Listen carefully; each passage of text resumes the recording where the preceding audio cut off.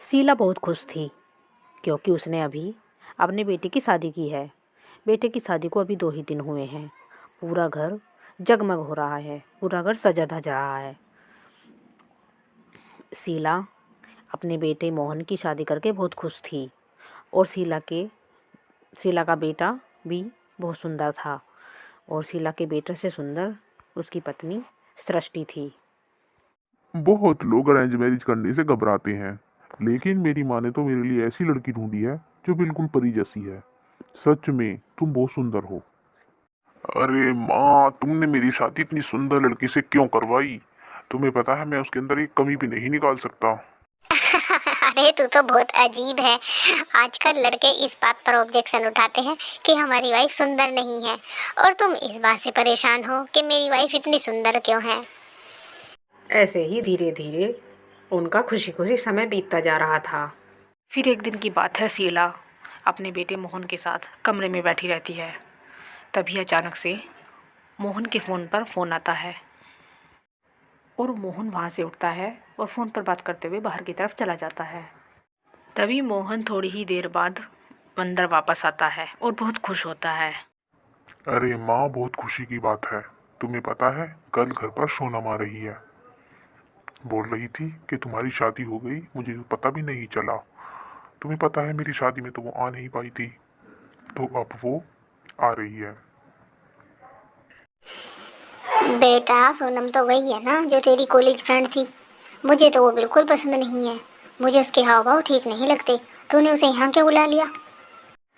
O come on mummy, अभी एक बात तो बताओ, जब वो खुद ही आने के लिए बोल रही है तो क्या मैं उसको मना कर देता? आ जाने दो ना, तुम पे क्या फर्क पड़ता है? अगली ही सुबह वहाँ पर सोनम आ जाती है। तीनों एक साथ खड़े हुए हैं। और बताओ मोहन, कैसे हो? क्या बात है, वाइफ तो तुम्हारी बहुत सुंदर है। वाकई में बहुत सुंदर है। तुम्हें तो पता ही है मैं तुम्हारी शादी में नहीं आ पाई थी, इसीलिए मेरा बहुत मन कर रहा था तुम्हारी वाइफ को देखने का। और आंटी, आप भी ठीक हो? वैसे आंटी जी अब अच्छे लग रहे हो, अब आपका परिवार पूरा हो गया। अरे अभी कहाँ पूरा हो गया, अभी तो मुझे एक पोता पोती चाहिए। जल्दी से पोता पोती हो जाएंगे तब हमारा परिवार पूरा होगा। पोता पोती की बात सुनकर सोनम को बिल्कुल अच्छा नहीं लगा और सोनम का मूड ऑफ हो गया। सोनम उन सबको घूर घूर कर देख रही थी। फिर एक दिन की बात है, मोहन अपनी पत्नी सृष्टि को लेकर रेस्टोरेंट में आ जाता है डिनर के लिए। वे डिनर के लिए बैठे ही थे कि तभी वहाँ पर सोनम आ जाती है और सोनम उनके पास आकर खड़ी हो जाती है। अरे सोनम, तुम यहाँ पर क्या कर रही हो?